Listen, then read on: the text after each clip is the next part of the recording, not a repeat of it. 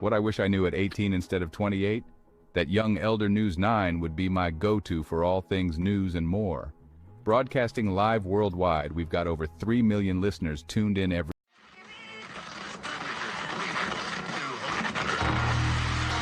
And the ancestors are looking out for us. God Hayes is exposing them, man.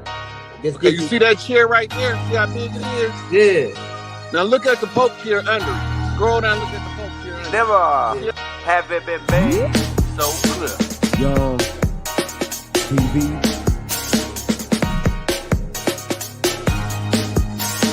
Young. We running the game right now.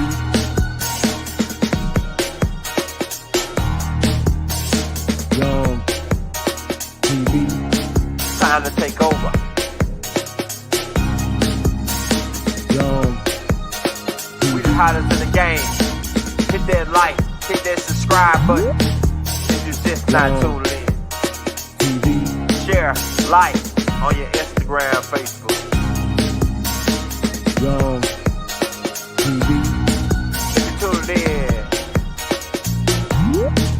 we broadcasting live from 2030, baby.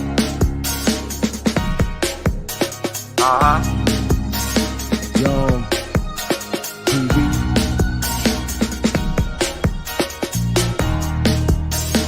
Young Taking over the game, baby. Oh yeah. Young TV. Hit that like. Young TV. Get them likes up in the air, you heard me? Young TV. Ride by. Hotel Islam. Young TV. Assalamu alaikum. Flown lekker. Young TV. Hit that like. Hey, man, y'all hit that like, hit that subscribe button. We back on with Chief. You already know it's about to get up, go up. You know what I'm saying? They thought we'd never figure out that we was from this land, y'all. They twisted the maps. They twisted our literature. And they twisted our arm in the process. But we're here now, as always. Chief had to get a notice, man. Go and get him that notice, Chief. What we about to get down on, man? Yep, so notice the agent is notice the principal. Notice the principal is notice the agent. All things we do is a public notice for the collective tribes across the land. All social media platforms that this may play on is qualified under the legal standard for a public notice with a reach of more than 1,000 people. With that, we're going to get into some stuff that's going to help us to kind of like shake up out the slumber. So roll the coin, Elder. Let's get started. You on? Hey, shout out that boy Black Rock in the building. Here we see you. Shout out all the chiefs in the building, man. All the lady chiefs, all the matriarchs in the building. We about to roll that coin. Let's get into that beautiful being footage. In a land under foreign rule, a heavy shadow falls, stretching across every street and home, chilling the hearts of those who remember freedom. The air is thick with uncertainty, and the city's spirit seems to shrink beneath the weight of unseen eyes. The occupier replaces old flags with their own, erasing symbols of the past, and silences the local government, stripping away the voices that once spoke for the people. They rewrite laws to serve themselves, twisting justice into a tool of control, and ensuring that every rule benefits only the new regime. The people's culture is suppressed, their future stolen, and their courts subverted. Traditions are forced underground, and the next generation grows up in the shadow of lost identity. The economy is twisted to benefit the occupier, with local businesses shuttered and resources redirected, leaving the people struggling to survive in their own homeland. Loyalty to heritage becomes a crime, and even small acts of remembrance are met with suspicion and punishment. Every decree is a chain, tightening around the lives of the people, restricting their movements and their dreams. Every regulation is a brick in a growing prison, walling off hope and freedom and turning the city into a cage. The occupier's power, meant to be temporary, is abused and corrupted as those in charge grow greedy and careless, forgetting the world is watching. Yet occupation is never ownership. International law insists it is only ever temporary. The world's conscience remembers, and justice waits for its moment. The true sovereign's title endures, hidden but unbroken, waiting for the moment of return, when rightful rule will be restored. Even in darkness, hope persists, flickering quietly in the hearts of the oppressed, refusing to be extinguished. The occupier's rule is not forever. One day, the shadow will lift, and the land will remember its true name. Despite the occupier's control and overwhelming presence, sovereignty remains protected by international law and global agreements. Military occupation does not transfer ownership or legitimate authority. The rightful government's claim endures through adversity. The occupier is a temporary administrator, not a new ruler or sovereign. Their authority is strictly limited. They cannot sell assets, conscript locals, or erase national identity. The occupied state survives as a legal entity, its rights held in trust for its people. The world recognizes the occupier's rule as temporary and illegal. This legal shield preserves hope and dignity, laying the foundation for future liberation. Restoration, not conquest, is the law's enduring promise. Liberation awakens the ancient doctrine of postliminium, a principle that stirs at the very moment freedom returns to a nation. This doctrine acts like a ghost, restoring the nation's legal order as if the long, dark occupation had never happened at all. All laws, decrees, and rules imposed by the occupier are swept away, vanishing as if erased from history itself. The rightful government's authority returns instantly, flooding back through the halls of power and justice. Property and rights seized by the occupier are reclaimed by their true owners, as families and communities begin to rebuild what was lost. Only minor acts necessary for daily life, those small essential routines, may remain, lingering as echoes of survival. Acts of plunder and usurpation are wiped away, their stains removed from the nation's memory. Postliminium ensures that the occupier's gains are always temporary, their authority never truly legitimate or lasting. The liberator restores what was taken, while the occupier tries to erase. Yet the law always sides with restoration and justice. The sovereign's rights were never destroyed, only sleeping, waiting patiently to awaken at the first sign of freedom. Postliminium stands as the law's enduring answer to tyranny, a promise that justice will always return with the dawn. As the occupier retreats, the first rays of dawn break over a city that has endured so much. The silence left behind is heavy, but it is also filled with hope and anticipation for what comes next. The rightful government's authority is instantly restored. Freedoms, once suppressed, return to the people. National identity is celebrated openly as citizens fill the streets with pride and relief. Families reunite, neighbors embrace, and the people reclaim their rights with renewed determination. The act of voting, once forbidden, becomes a symbol of hope and unity. The liberator's role is to restore, not replace, the rightful order. Their presence is a bridge to stability, not a new regime. They ensure stability and security until the sovereign resumes full control, guiding the nation back to its own hands. The law favors sovereignty and restoration, not conquest. It stands as a shield for the nation's rights and dignity. The occupier's acts are erased. The true sovereign returns. The nation, once silenced and subdued, is reborn in its own light, its spirit shining brighter than ever before. Joy and hope fill the air as communities come together. The law stands as a patient guardian, watching over the rebirth of justice and order. It ensures that justice prevails after the longest night and that the wounds of occupation begin to heal. Darkness was only an interruption. The rightful order endures, and the nation rises stronger into a new day. Hey, I'm gonna let you go and break it down. Let me just read this right here. They go along with it, and then Go you ahead. could go in.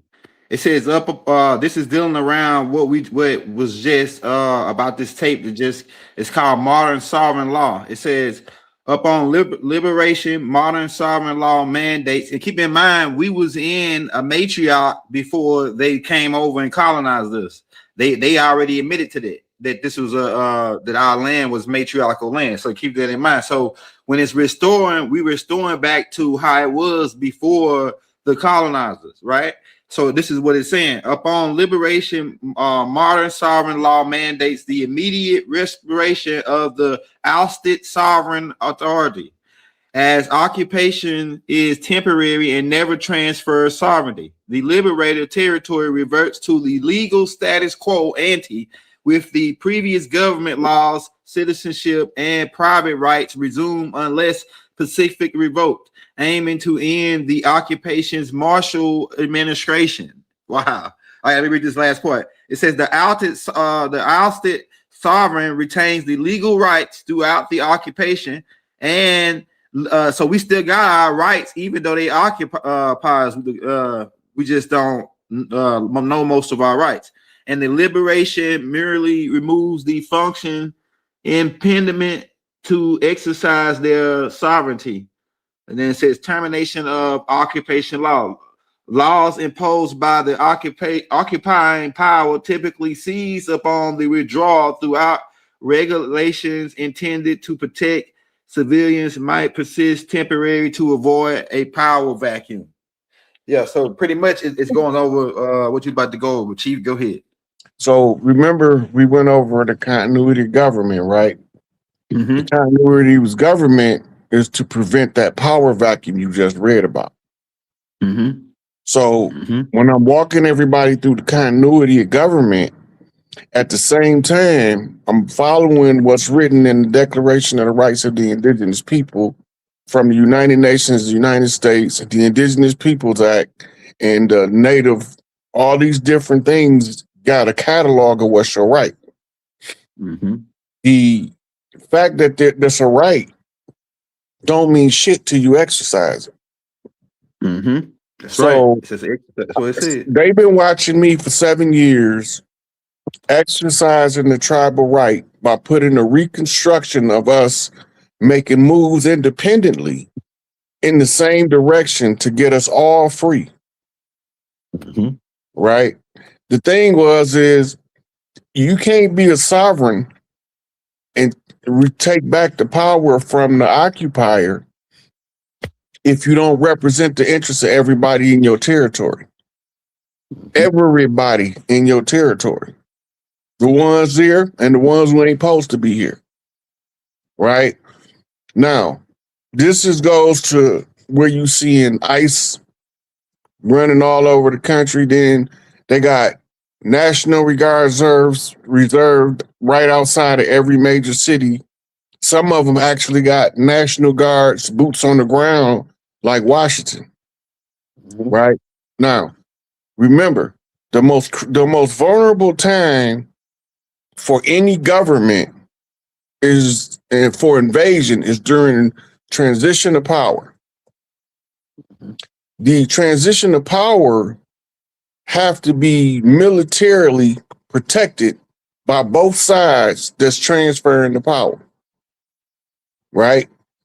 So what we see Trump doing, first of all, you mentioned in there, they don't have a right to trade in the wealth of the land. But what's going on right now? With the Straits of Hormuz closed, everybody's got to come to America to get oil. What do that mean? We see it happening, but what in the do it mean? It means something. It means there's an active chief that signed off on us opening back up the free trade market of our oil. Remember, the United States domestically drilled oil was only allowed to be used by the military. And that's why we was getting all that oil through Aramco and OPEC from the Middle East, from Nigeria, from Venezuela, right? It's because they couldn't sell our mineral asset without our permission on the free trade market. The problem is most people don't know that the Federal Reserve is dead. And we just using their paper money in the interim. July 4th, we go from Federal Reserve notes to what we call Trump money, which is going to be backed by gold. Because the only way we can do business as sovereigns is we have to do it in what's called an equitable transferable medium, which means you can't just use the paper that say is money. You got to use something that's currency that is supported by something that can be quantified. Under the fiat system, you can't quantify a decree, right? You can't lock in a value on a decree. We can lock in the value of gold. We can lock in the value of silver. The only reason it's fluctuating is because of fiat. About 30%, about 2/3 of the world's countries have been operating under the same people that owned our Federal Reserve Bank over here, owning a similar centralized banking system in their countries. The BRICS nations was the first nations to revert back to the gold standard of the sovereign. Right? Remember, the kings trade in gold, but the empresses trade in silver. The women trade in silver, and silver is actually on Earth more valuable than gold, but gold is more valuable off world, which can artificially increases its Earth value. Right? So it can't be locked in until we get rid of fiat.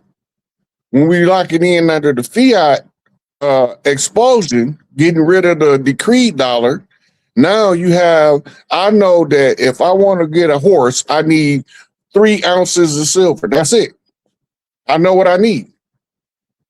But if it's fluctuating currency, a $1,500 horse might be a $3,000 horse next year.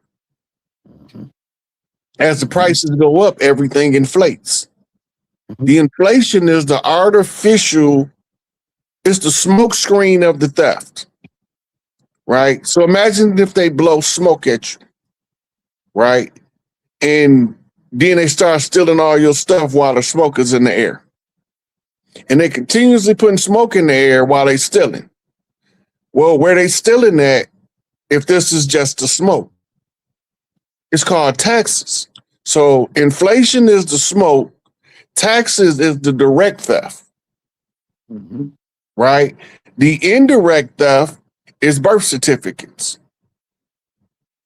Birth certificates is used to quantify the value of the fiat. It's based on the number of BTUs you're going to produce in your work life. Your work life is estimated to be from 20 to 30 years, right? And that's why you get average person living their childhood, going to college, don't really get into the workforce until they're about close to 30. That's when they, if they try to make some real money, if they ain't grinding day to day and trying to get it off the wood.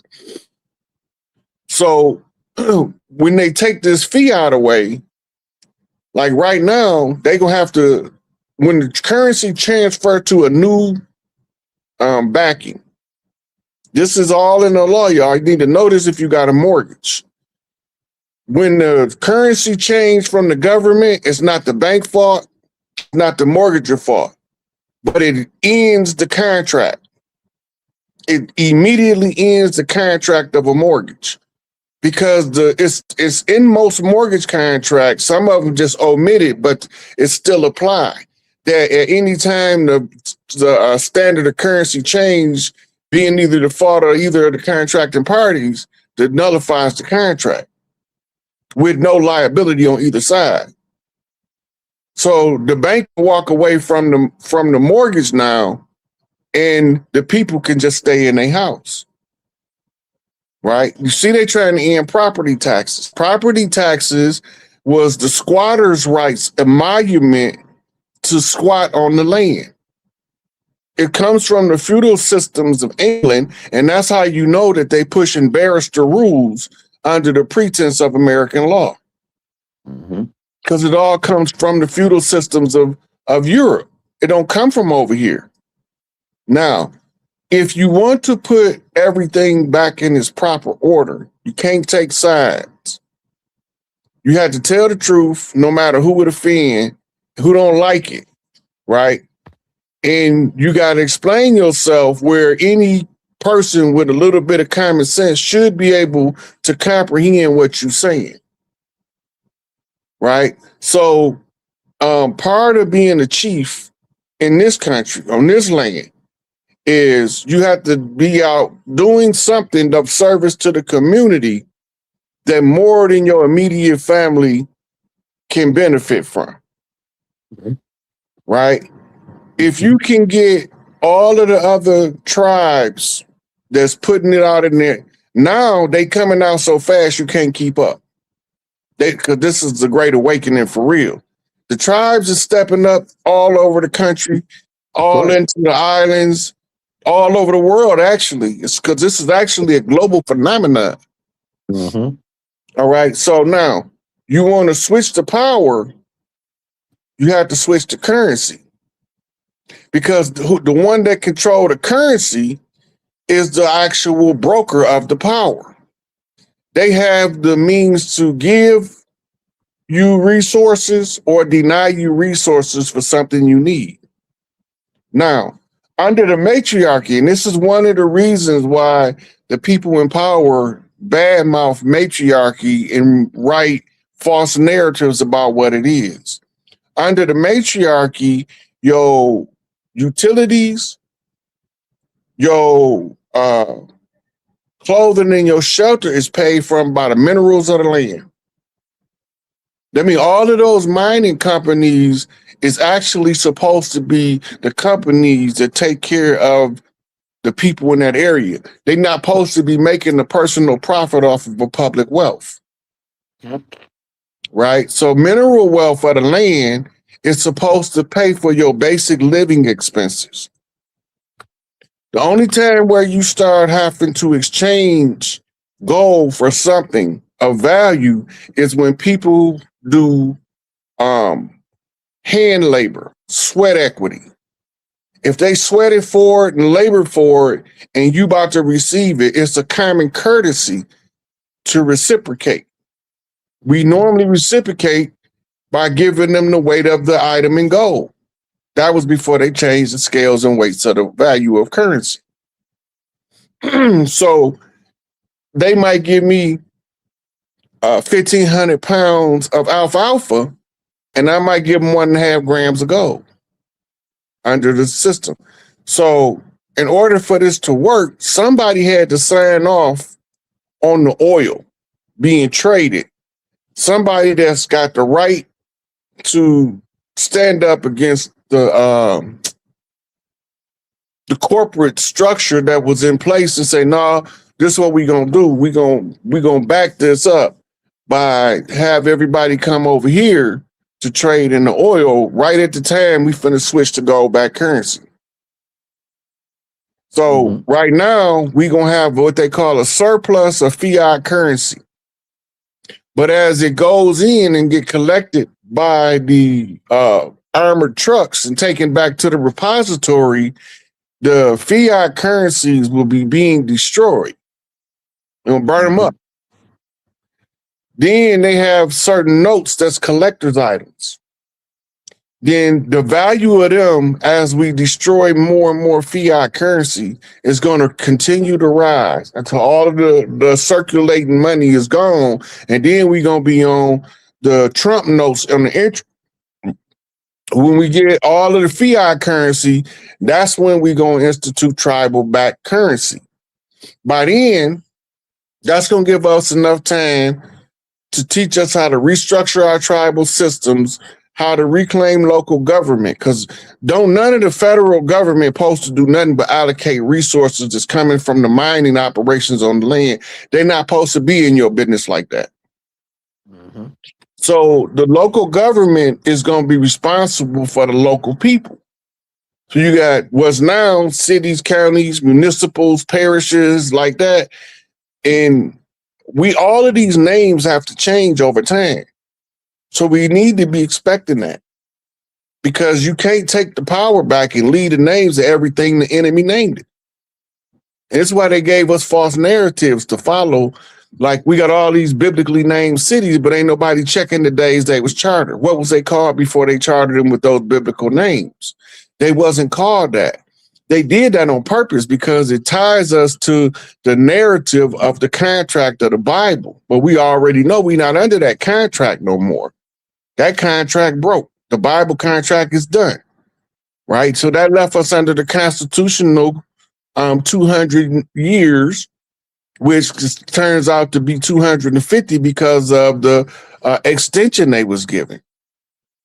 The extension was given because of the War 1812, rehashed the old Gullah Wars and brought it all back around from the tribes trying to run colonizers off the land. Right? Now, why is all of this even important? Because we have to be the ones just explaining it so that the people, the tribes people, I don't give a fuck about nobody else understanding us. Only we need to understand us. Right? Anybody else can misunderstand us all they want to.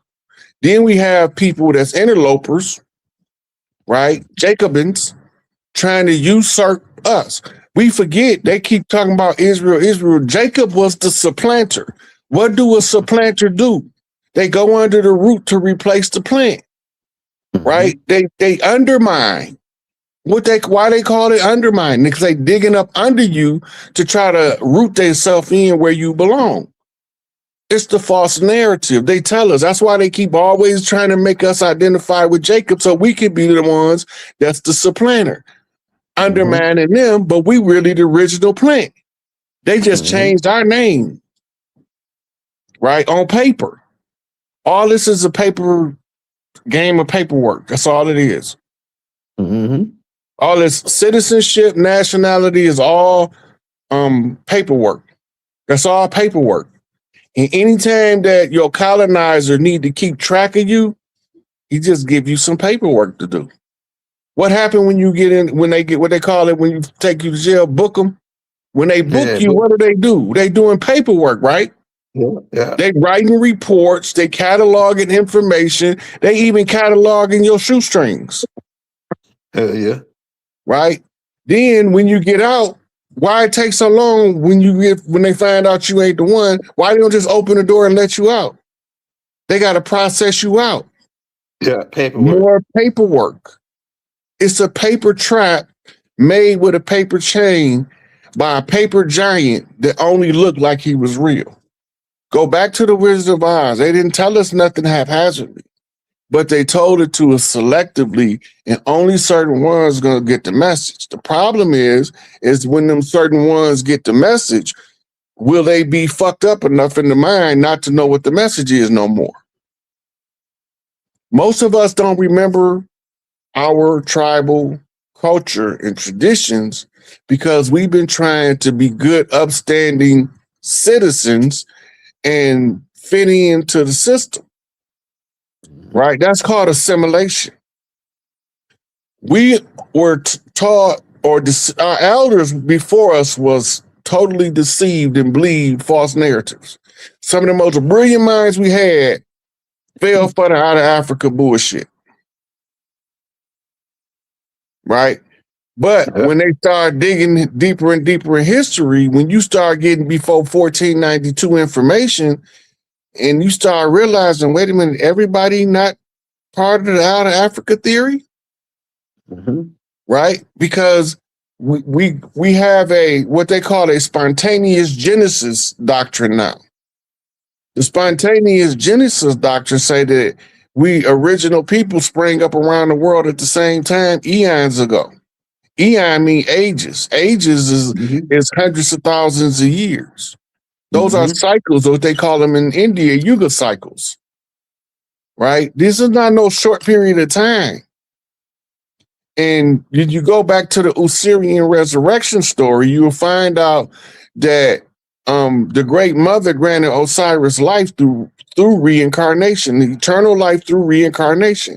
That means he get to live multiple lives coming back over and over again.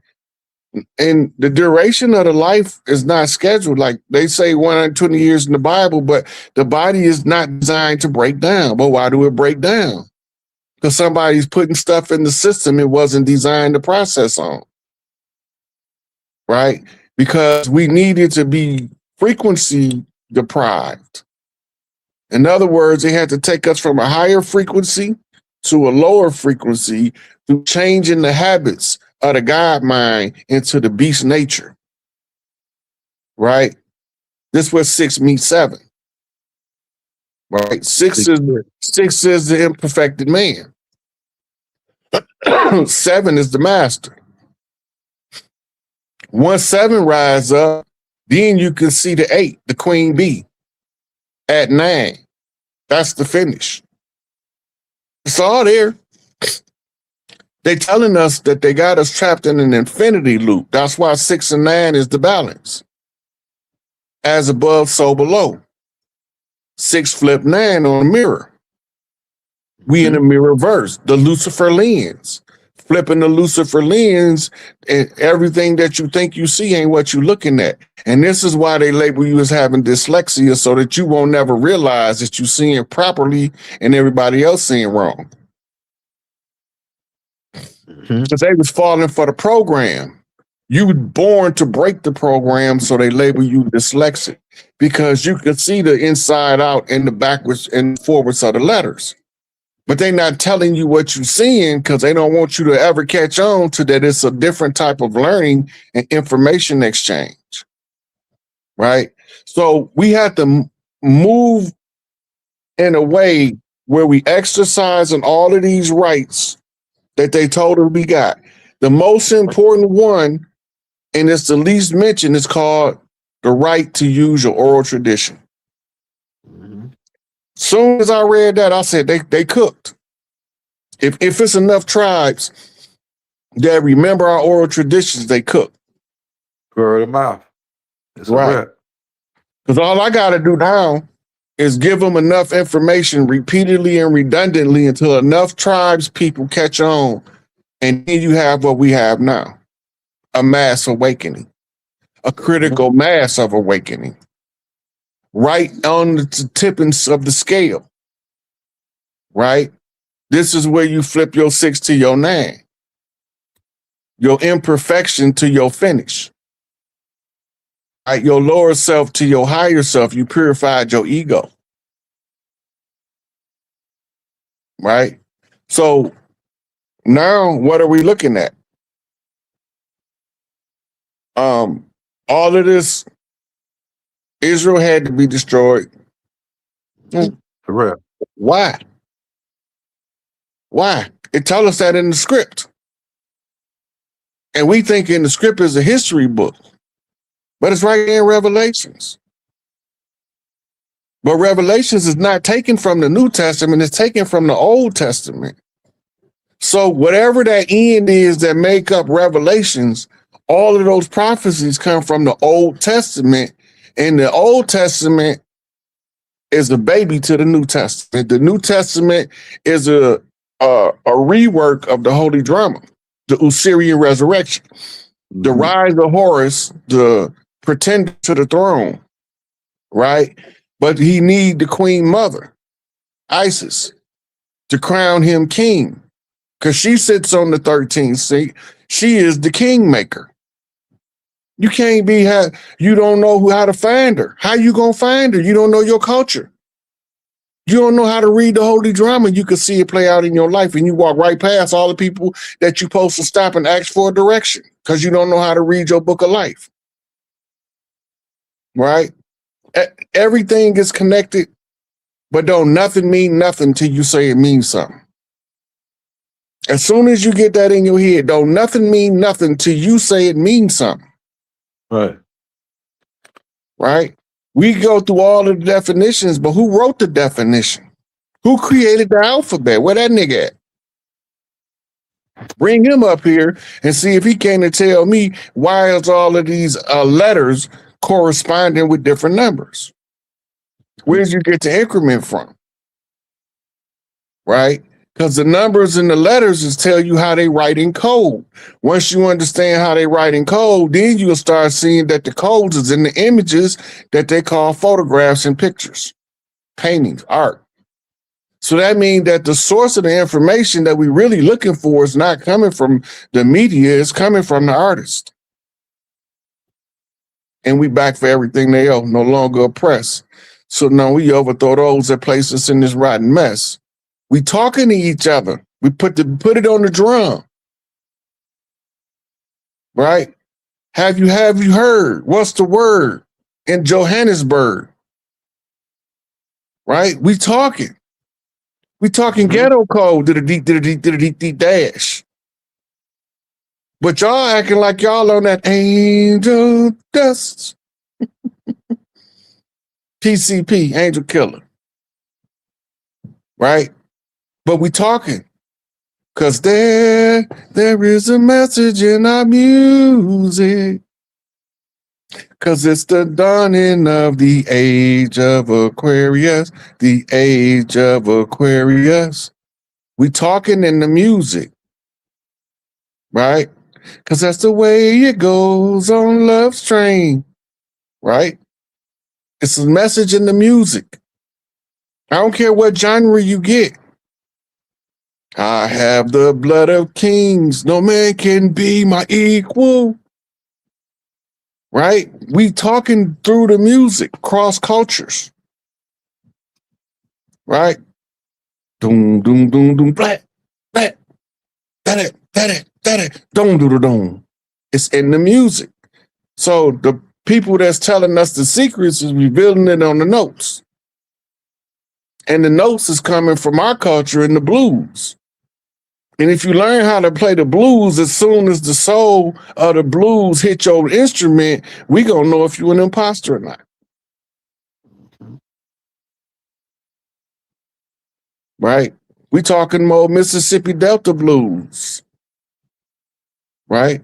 What's a Delta blue? The Deltas is the Delphi. The priestesses, oracles, prophecy that's given the message from spirit. But they told us they was evil. So they hid it away in fraternities and sororities and back rooms of churches and church basements and bootleg, jackleg preachers in the storefront church. But they still telling the stories to us in the music. They tell us about them telling us about the story when they tell us about the history of American gospel. What they say, they used to be in the plantation, swing low, sweet chariot, coming for to carry me home. Yeah. They was sending a message to another plantation by singing a song way down there. Right? So now the political figures can't operate in politics no more. Why we can't operate in politics no more? Because they're looking for the rise of any potential messiah who could incite the masses. COINTELPRO. Right? They trying to figure out a way to subjugate us permanently and for us to never wake up from the slumber because it's in the documents. It's in the oath, the secret oath. It tell you directly in here, we gonna treat them harshly. We gonna deny them access to history to themselves, knowledge of self. We gonna miseducate them and teach them our curriculum. It's all in there. So you saying that you rather let they plan work on you than to listen to somebody that they plan not working on. I gotta tell you what they plan is so that you know that we had a countermeasure. We had a countermeasure for everything they came up with. We got a countermeasure. This chess, not checkers. Mm-hmm. Right? Y'all watch Trump play 4D chess. I'm telling you, I'm playing 9D chess and they only playing 3D chess. But you won't believe me because you can't see dimensions 4 through 9 with the naked eye. But you don't know how to look with the mind's eye, so you can't even really see it. But it's here. Everything is right here. That's why I always point out the fact that they said they stole the land. Where did they hide it at? They didn't literally hide the land, but they told us the land wasn't ours on paper, using the paper chain for the paper trap. We didn't need no paperwork to know where we belong on the land. That's why we keep moving every time we born in the wrong place. We got to be where we need to be according to the structure of nature. It's got to be a certain chief in a certain area at a certain time. He gonna be born. He might not be born in the area that he was from, and he might not be born in the area he supposed to be. But he gonna be born somewhere significant enough for him to tap into the frequency of who he is. And now we got to try to figure out some way to communicate that in our nickname to the other chiefs across the land, so we know who we really affiliated with.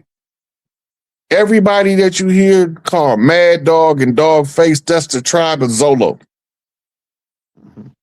Everybody you hear call themselves Spider, or they got Spider Web, that's Anasazi. We know this from the culture, from the totem system, but we don't know the totem system when we indoctrinated with the written system. The written system got us indoctrinated. We can't read our own stuff because we reading our stuff according to the standard somebody else gave us. Mm-hmm. But when you start remembering who you is, the artifacts of the land will talk to you when you come close to them. Sometimes it'll sound like it's a person standing next to you, and you look around and realize you by yourself. And you're like, who the fuck is this talking to me? And then a lot of times it be your own closest people that don't get what you're saying. They try to shut you down first.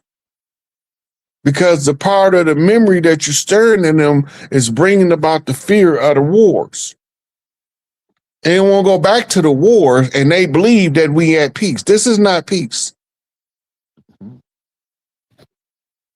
If you think this is peace, ask yourself why we didn't have no prisons before they came, and we got many prisons in each military zone called a state.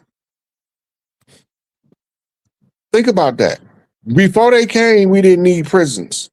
What did we know before they came where we didn't need prisons?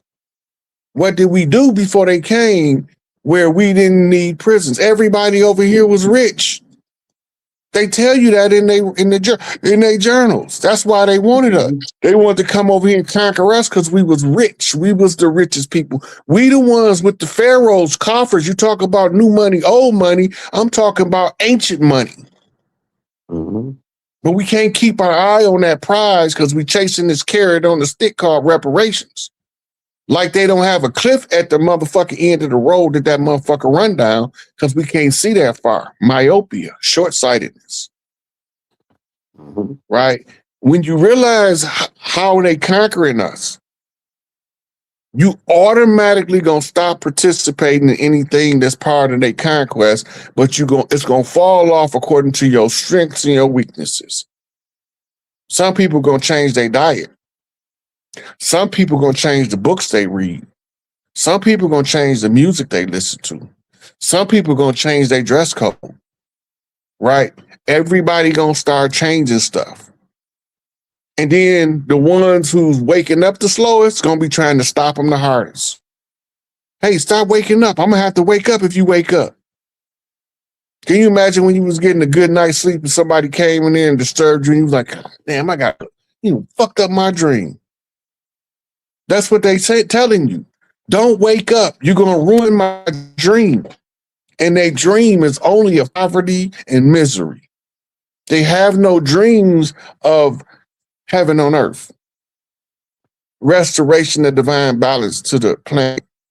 Don't have no concept of that because they've been fear-mongered into thinking that it's got to be some final standoff between the army of the God and the army of the devil. They play out in people in the chess game. It don't mean people ain't dying. And it don't mean everybody that you think dead. right? It's a game. It's called life. The game of the guys is to play human. Pretend to be human. But when you start taking sides in their human agendas, you trapped in your human form. When you realize where the trap is everywhere you fear and everywhere you hate, because those are the hooks that hold you down. If they use science to make you hate somebody, right, and you haven't realized that that was a trigger point for you, they're going to continue to use science to make you hate people. And they're going to give you all the data you want because you're not going to miss it. Because it's giving you more and more excuses to stay hooked in the third dimension, hooked into your human mentality. When you get to the point where they were like, son, something happened. Did it? Oh, yeah. That happens sometimes. Part of life. It's part of life. When you're in your God mind, you're indifferent to all this bullshit. You're not taking sides of none of it. Right? And if you're indifferent, that's going to allow you to not get trapped and lured into somebody's nonsense or foolishness. You only going to do something that makes sense to how you feel. Because we don't make sense to our mental self, because that's where the making of the sense came from. We got to make sense. We have to reason with our emotions. And if we don't know how to reason with our emotions will make us crash out and do some dumb shit. And this is where we at right now. This is the optimum time where the OGs need to be talking to the youngsters on the street with boots on the ground. On every corner, we need some OGs out there telling them, look, youngster, we ain't on that time, man. We about to get our shit back, and y'all still out here trying to kill each other. What we gonna do about this when we get our shit back and we got my nephews fighting your nephews, and we can't say nothing to them? That's retarded, counterproductive. That's why when Tupac and Matula came up with Thug Life, that's what the purpose of it was. Because only by making people do stuff in the isolated area can you really realize how asinine a lot of the stuff that we be doing really is. Because now you get to see it in a controlled situation. It takes the chaos out of it. As soon as you take the chaos out of it, drug addicts don't want no dope no more. And people don't want to sell nobody no dope no more. The dope game jacked up anyway. Anybody in the dope game in the 2026 is a damn fool. Hey, Rod. What I said, because we got a couple. I've been watching we watch everybody, Duke, everybody, and it seemed like to me some of these guys, they saying that hey, the matriarch got overthrown. It got overthrown, right? So they saying that it got this new way. Since they saying that y'all promoting this matriarch like it's the only thing that, but it's gonna be a matriarch and a patriarch. It's not gonna be just the matriarch. Then some people saying both of those terms are psychological terms to divide us up.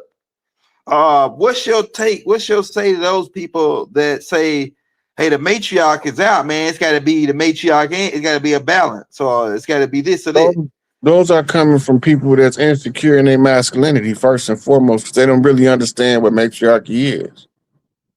The major difference is the difference in how you select a person to fill a position. The best person for the job under the matriarchy will hold that position until they either train a replacement to somebody that can perform the task better come along. Right?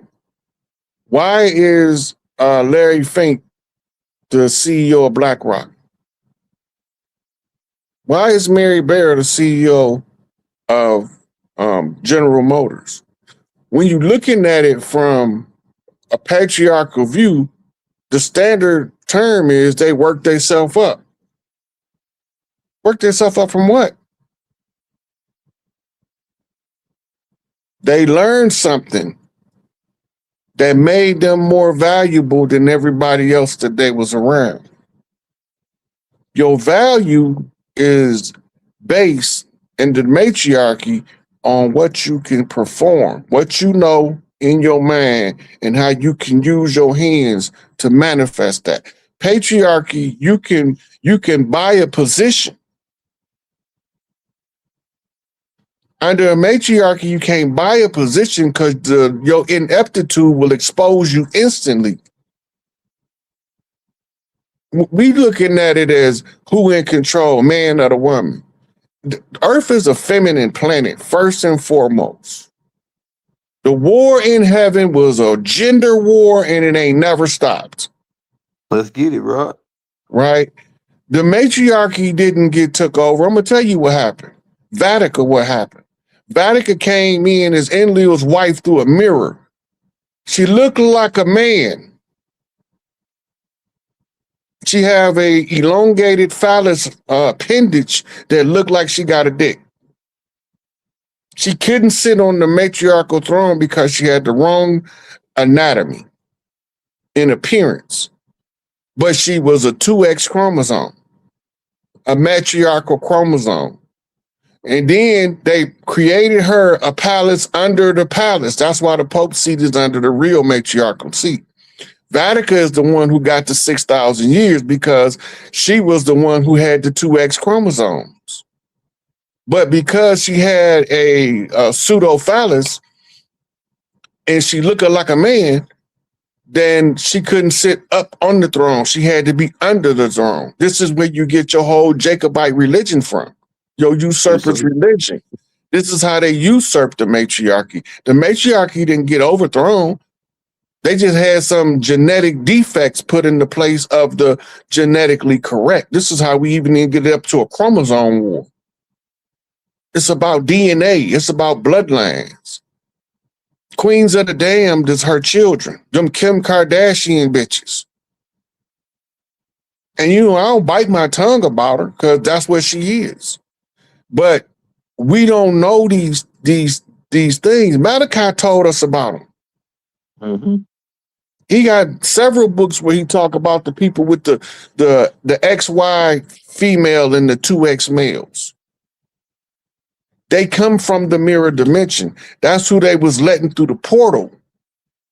That's who they let through the portal because Enlil couldn't take the throne himself. One of his wives had to do it. The rest of them loved his sister so much they wouldn't go against her. So he went through a mirror dimension and got a bitch. Because he was a bad motherfucker on the military strategy. He still got 2X chromosomes, but it looked like that's why all of the priests around the world wear dresses. They imitating the cult of Vatica. That's why Rome is a homosexual pedophile cult. And still is. Mm-hmm. Right? Because they glorify that relationship of the two mirroring dimensions. When they're looking at each other, they both look masculine, but one of them is a female. But they both built like Terry Crews on both sides of the mirror. Then to get a good understanding of the mirrorverse, all you gotta do is go watch Doctor Strange. You'll see how once you're in the mirror universe, you can start changing stuff with your man. But when you get back on this side, you can't change it as easily. This is the one that the statue, the famous statue of Michael stabbing this demon in the head. That's who that is. But he didn't kill her. That's the story of Satan in the by Khalil Gibran, where he's telling you about the priests when they struck this thing down to earth. This is where all of the debauchery is coming from. Right? They called them in here. And they say it was a third of the hosts of heaven. Where did they get that number from? What's a true 1/3? 33.33. That's 6 on the left, 6 on the right. 6 in one hand, half a dozen in the other, however you want to say it, right? This is how the patriarchy took over. They didn't just beat the women was whooping their ass. They just had never experienced no bitch ass niggas. So that's what threw them off, right? To see somebody born gay was an anomaly. Like, what is that? They not born gay. They got the wrong DNA. The DNA is backwards. They look like they male, but they not. This where they get this whole idea of a male trapped in a female body, a female trapped in a male body. That's where it comes from. The mirror dimension. Every magician know that we did this shit 1,000 times, fucking with these black mirrors. The black mirror is a portal gate. And only a master magician can pull somebody through there. So you got to know Enlil was a cold piece of work.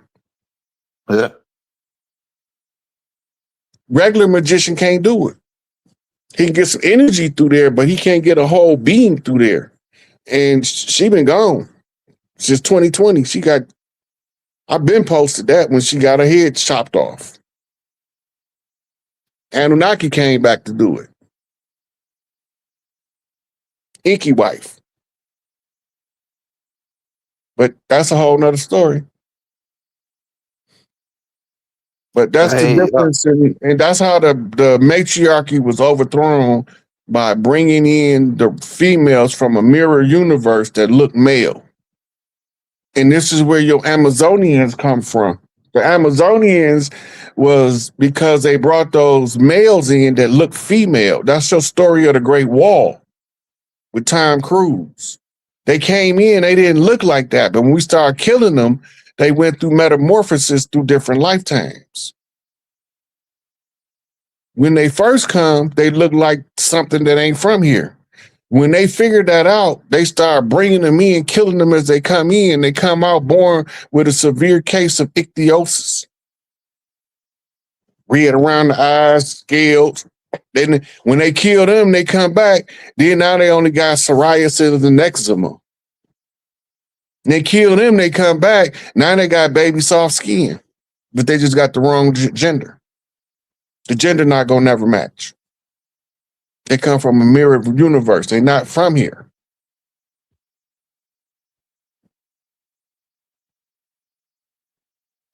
Hey, somebody asked, because like back in the day, when I was studying all the statues that we had over here in ancient Africa, a lot of the statues before Napoleon them came in and Mussolini them came in and tore them down, it had the male with it standing, either he was standing up in a standing position with his left foot forward, and then the female always was behind him with her hands on his shoulder.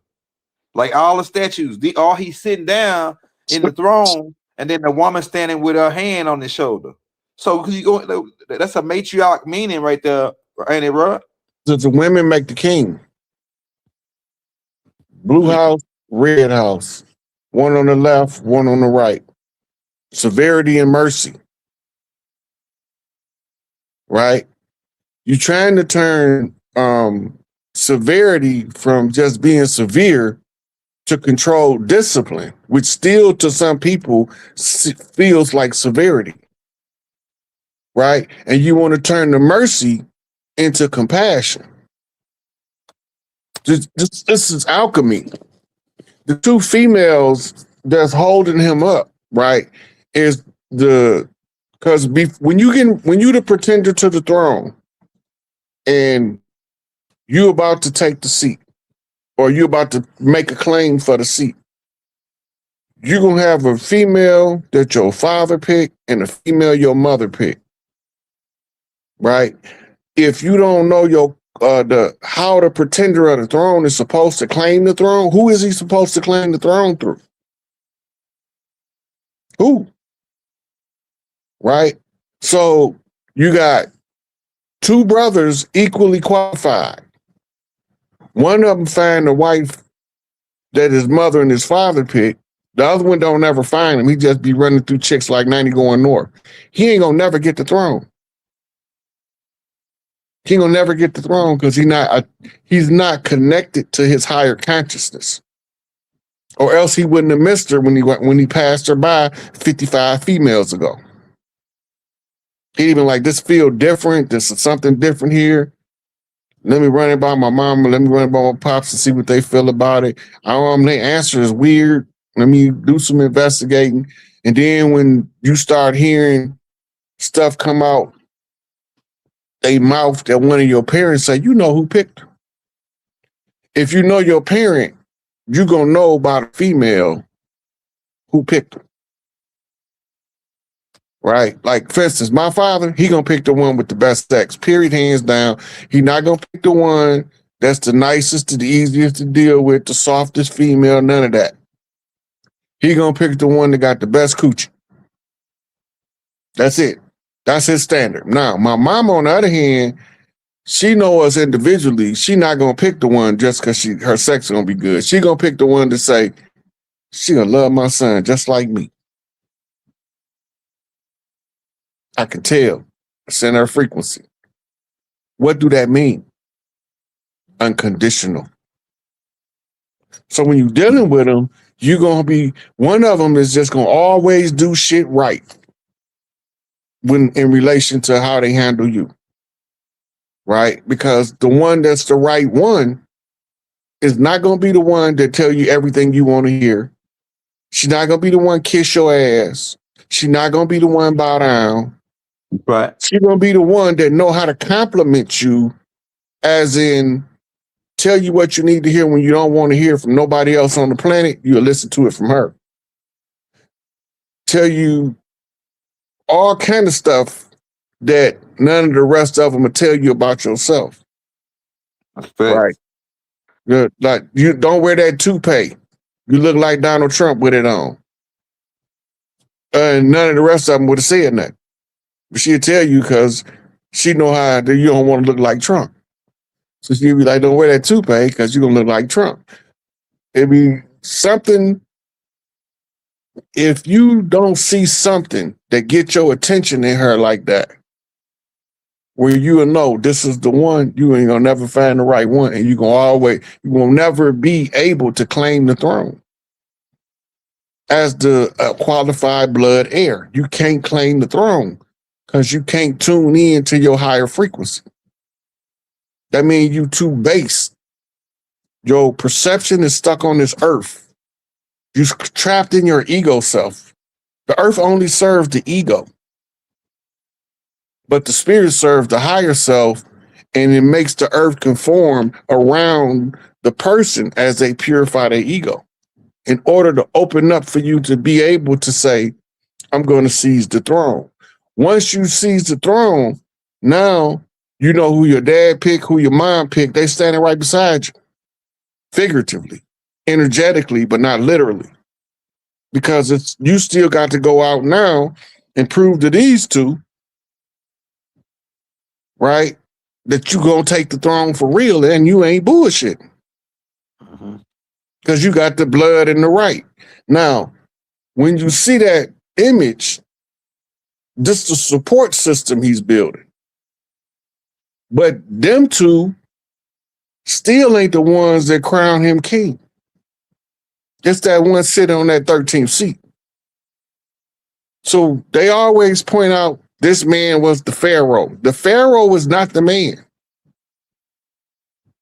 The Pharaoh is the wife that the mother picked. She's the Pharaoh because the Pharaoh means she who lights the house, if you properly translate it in the English. They translate it as lighthouse. Aset is not her.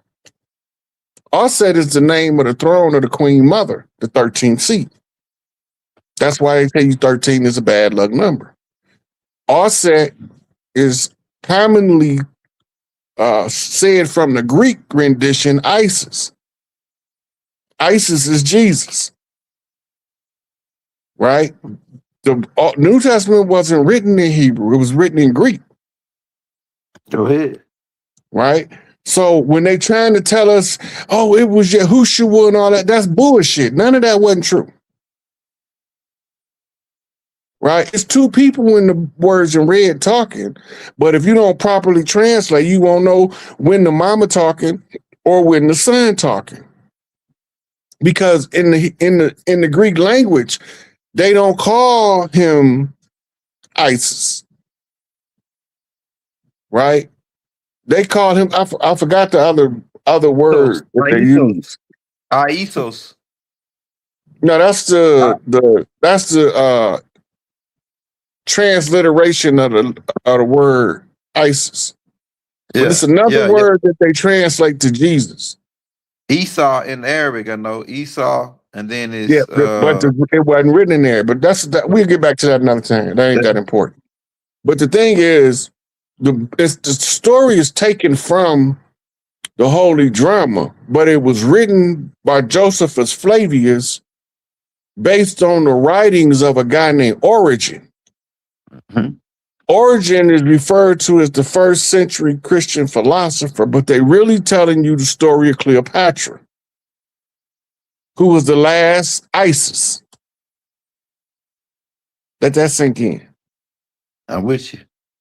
Now, that's why Crazy said Cleopatra pulled a trick on the Greeks, right?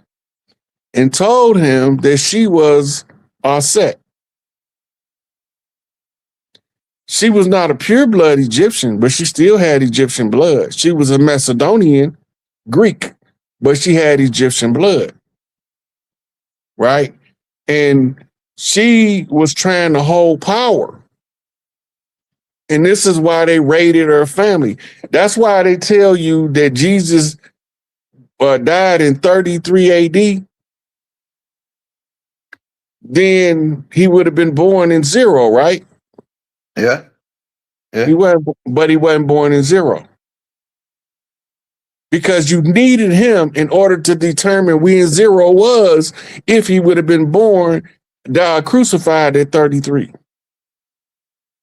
That means that the year 1 AD would actually be 33.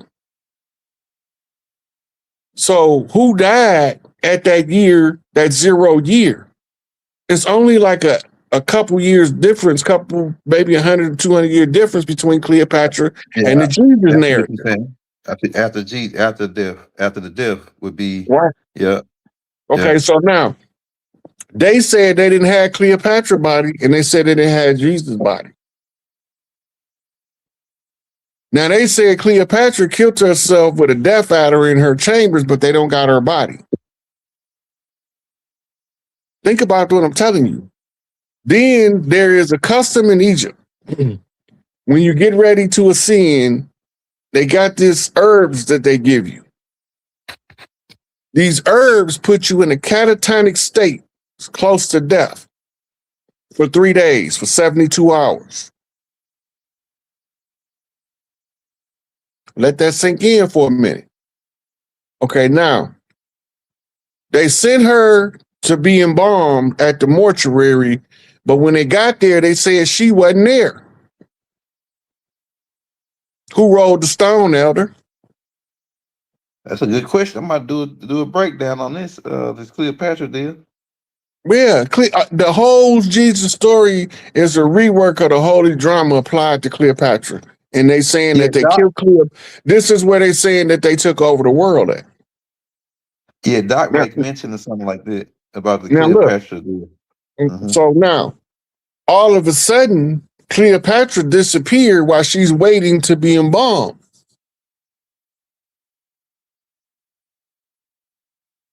So somewhere in the days before they started, a day or two, it was within some hours where they would be going to start the preparation after her death, if she died.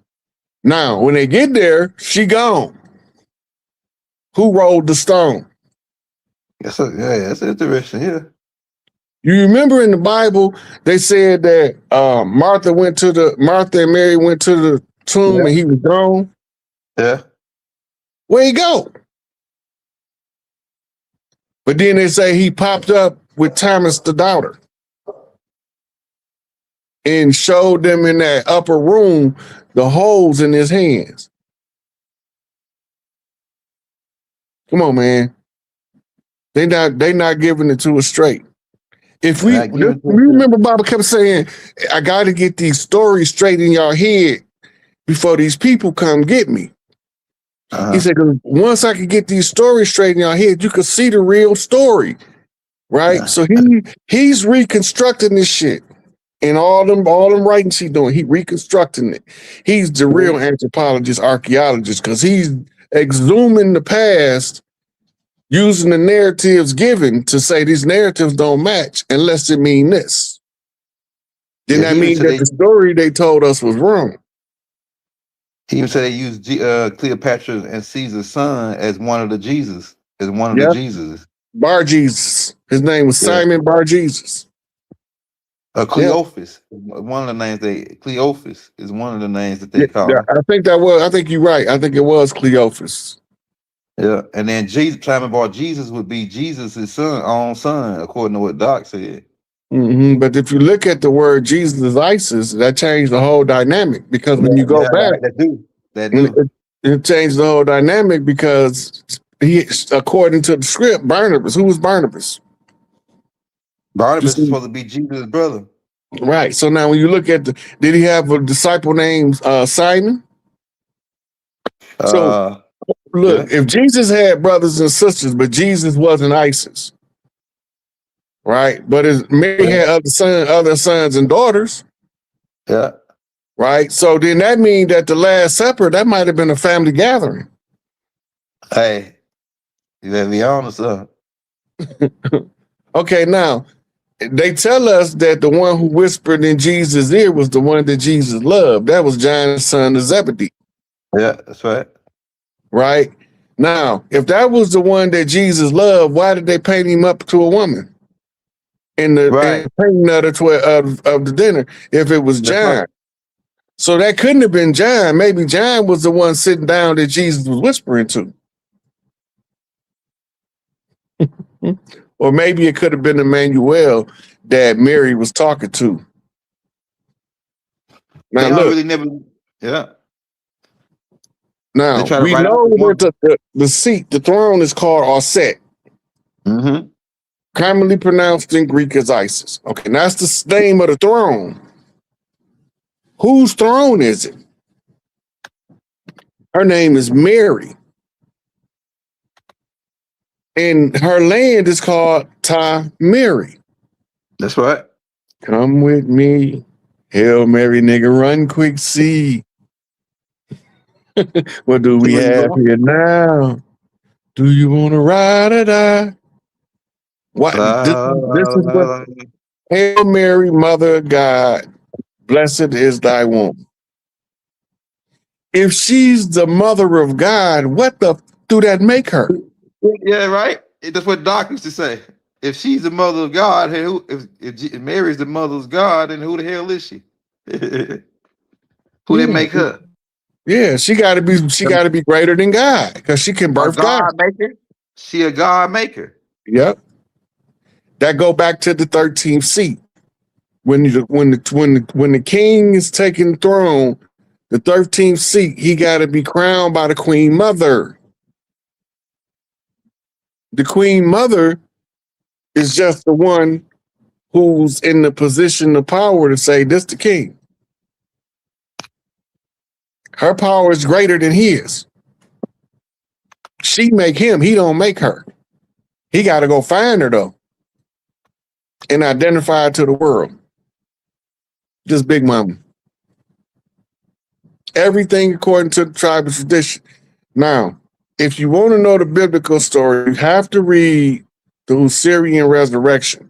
Because if you don't know the Usufructuary resurrection, you will never understand how they took what was our historical narrative and did the same thing they do to turn a virus into a vaccine. You core out the soul of it, the meaning of it, and you put in the shell. So Hey, you know even something?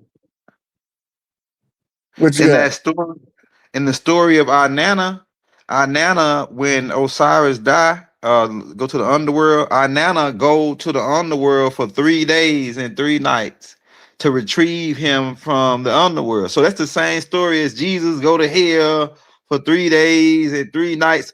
But the our Nana story predate this the Piso them putting the shit together, right? Yeah. So how's that happening? Go ahead, Rod. So it's the same thing. Get cursed graves, 16 crucified saviors before Christ. The story is ancient. It's in all cultures. It's the holy drama. The holy drama is the map that the pretender of the throne uses, and as he follows the steps in the map, he captures what they call key seats. Right? The key seats is called the upper triangle, the upper triad. The upper triad is only consistent of three things. This is your 33 and the third. This is why the Blue Lodge only go to 33 and the third. And actually, they only go to 32, and 1 1/3 is honorary because 32 is the freezing point. They just trying to get you just a little bit above freezing so you can see a little bit. But when you go through all of the rights, you end up leaving the Blue House York right, you end up in the red house at the Scottish right, where it take you all the way up to 100 and something degrees. But then once you get them degrees, you got to go over to the Rosicrucians, get them degrees. Once you get them degrees, you have to go to anthroposophy and theosophy and get them degrees. Then you got to go into the Buddhist degrees. And then once you get all these degrees, you got 360 earthly knowledge. And that's going to give you the 720 because your earthly knowledge is only a reflection of your astral knowledge. Your astral knowledge is how to read the stars. They call that the gold key. The silver key is how to read in the dark. That's called the lunar key, the silver key. And you know what the gold and the silver key is? They crossed on the Vatican crown because the Vatican was the ones that was holding the crown in abeyance. They was the ones who stepped in as an interim peacemaker funding both sides of the conflict. They the ones gave us the false biblical narrative, the false slave narrative. They was all commissioned by the Pope, the papacy. The papacy the one that had to seat all of the royals of Europe. But he don't see royals over here. They come over here to fight.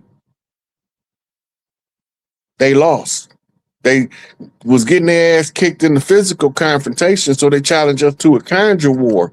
And this is where you get your assassination of Crispus Attucus. Yeah, the blood rituals. Yeah, because now they can use the blood magic to put everybody in the stupor. And then they can cover up the lynching campaign to make it look like it's some people called the KKK, never knowing that there was the Black Brotherhood of Spain. It was some dirty Moors that was hiring some pale faces to dress up right along with them, or recruiting them, I should say. I don't know if they was hiring them, but I know they was getting paid. The Negroes ain't never stopped paying. They just got caught paying them. I've been telling you the whole time, the whole doctrine of white supremacy and the perpetuation of the false narrative of the superiority of white skin color was written by some niggas. They was propped up by black people, the Negropeans. They've been financed by them the whole time. And we've been thinking that we've been getting money from pale faces to run our black organizations when it's been the other way around. That's right. Look, Karl Marx and the communist writings, that's all stole from C.L.R. James. They stole all that. The whole Bolshevik revolutions was created on the writings of C.L.R. James, and he was just a college student at the time. Damn. Right? I think they said that Karl Marx supposed to wrote the Communist Manifesto in the late 1800s, but I think that the dates is incorrect because when you read his writings and you do the comparative analysis with C.L.R. James, and C.L.R. James didn't mention him, but he mentioned all of the stuff C.L.R. James talked about. It's based on the communal living of a tribal government. It wasn't never based on all the money at the top. That's what the communist socialist doctrine was. It was going back to the matriarchy is what it was supposed to be doing. right? When you break down the word, right, a socialist, social mean group. IST as the suffix mean that somebody interested in group behavior. You're a socialist, right? Then you had the other one, what they call communism. Commune means to communicate, is the root of com, as in trying to exchange information. Communism is based off the free exchange of goods and services within the community. It has nothing to do with about a government giving you a stipend to go get food. That's not what it is.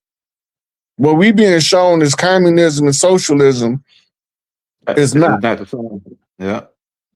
Specs. Yeah. So when we go back to what it really is, and this is why when we do Platinum Back University, when we teaching politics for the leadership class, CLR James is going to be like one of the standard studies along with Amos Wilson's work and Claude Anderson work, because you need a framework of how do you solve the fucking problem, man? Stop playing with the problem and solve it. Everybody want to play with the problem. They want to write grievances about the problem. They want to march about the problem. They want to fall out with their family members about the problem. That neither one of them in the family can solve the problem, though. Once you understand what it's all about, it's about problems and solutions. If you want somebody trying to get you to go to church, you don't have to argue with them. What problem are we going to solve? And show me how this problem going to be fixed with your church?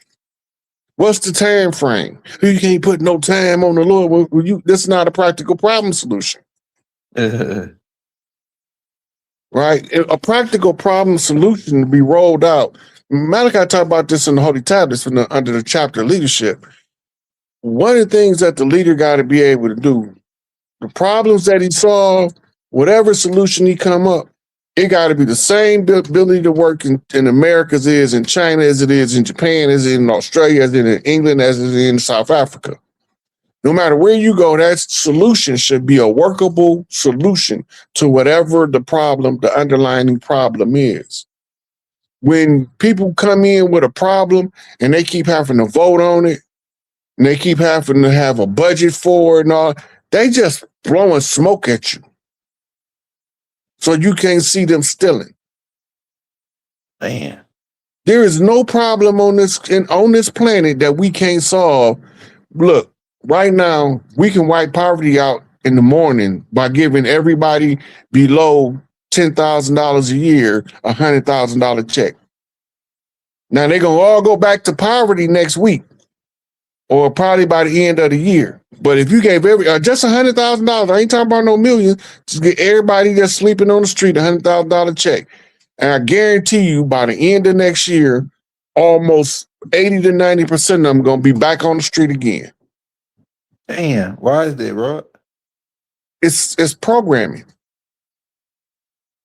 It's programming. The only ones on the street that's not going to be on the street if they get a lead is what we call the pauper guys. They don't want to play the game. That's why they on the street. But the rest of them that's on there from programming, you've been taught to behave in an impoverished mindset that impoverishes you. Damn. If you had a guy mindset, they can't keep you poor. You're going to find a way to come up. That's a fact. I believe that. That's a fact. But if they convince you that all you ever been in, your whole family line been impoverished, you're going to think that's normal. Hey, we got 1,800 people on. Everybody hit that like button right now, man. Hit that subscribe button if you're new to the channel. I got some more clips. You want to roll some of these clips, and then we can get into some Q&A. Yeah, roll some of these clips, man. Roll the corn. Who can use law? Law can only be used by people who are in their sovereign capacity. And as I will share with you tonight, the majority of the people in the world, and I'm not going to get into all of the details about that, but the majority of the people in the world, 99% of them live in slavery today. So in 1863, via the Emancipation Proclamation, And I challenge you to go look in a law dictionary and look up the definition of emancipation and proclamation, and you will see that a proclamation is not a law. A proclamation is a public announcement by elected officials. It is not a law. So the Emancipation Proclamation of 1863 did not set any slaves free.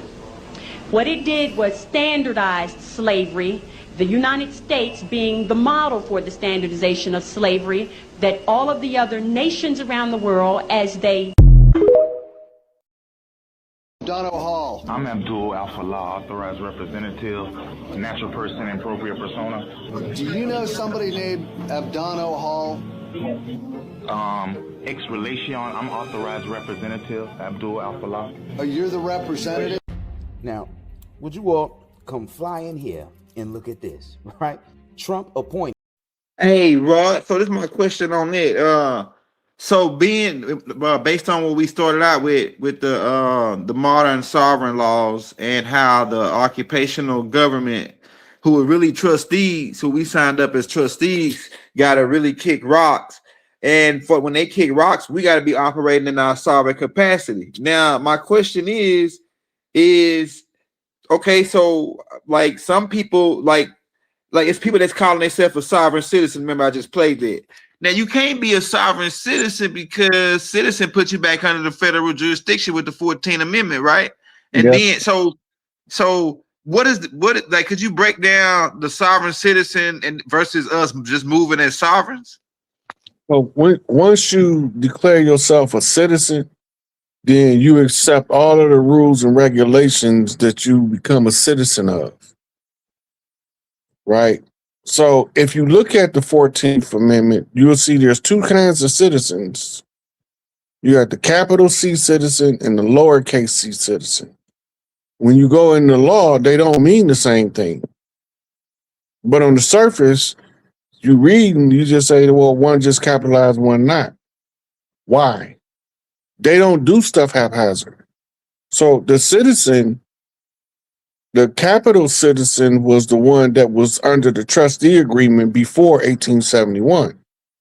The lowercase citizen is the one derived from the corporation under the Act of 1871.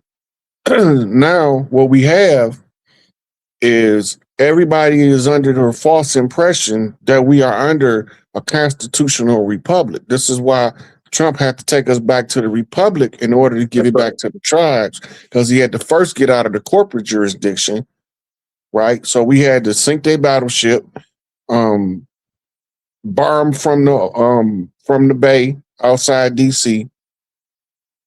We had to end a fiat currency system, the Federal Reserve. We had to end a tax collection system, which is the IRS, right? Yeah. Then we had to find out who held a allodial title they wrote up as the land deed for the collective tribes. Get that deed back. Remember, we wasn't writing this shit, they was. And the person that they can only surrender it to the person that's in a direct descent line from the person they stole it from. So they know who we all are, and they know who they supposed to give it back to. They know who supposed to speak up on what part of the problem. So they know everything I'm doing. It ain't no secret. I've been saying it for years. They watch me in Raven Rock, Colorado, in the Situation Room on a big old screen. Right now, we playing in Raven Rock, Colorado, on a big ass screen. Probably Lancaster too, CIA, fucking Virginia. Yeah. So once we get to the point where we at now, right, we seeing the power shift in real time, but it don't look like we think it should look, because we want it to look a certain way based off fantasy. Yeah. Burn. We want to see them burn, baby, burn. We want to see them burn. But the goal is to make the transition without displacing or minimizing the displacement in the of the most amount of people. So whoever can come in with a program that's going to displace the least amount of people is the program everybody going to want to see first. So before you can worry about who's staying on the land, who can't, you first have to get back in control of the land. That means everybody on the land, even the ones you don't want here, you got to speak up for them until you get the land back. Then when you get the land back, everybody around the world get their land back, and anybody over here that's looking for their family's birthright got to go back to where their family from. You can't get your African birthright in America, your European, Asian, Australian birthright in America. If you want your birthright, you're gonna have to go back to your point of origin. Right now, you got what we call mixed bloods over here now, and there's so many of them. I can't even count them all. There's so many of them. It's probably about 60% of our population is mixed blood. And so, what do you do with them? We have to come up with a program. They're gonna be covered under the SESQEV Trust, wherever they at. If they got original blood, they'll get it from here. But if they got, let's say they French and Chinese, they can either go to France or China. Right? But if they got some blood from the original tribes over here, they might not look like us no more. But if they got the blood, they still carry the right.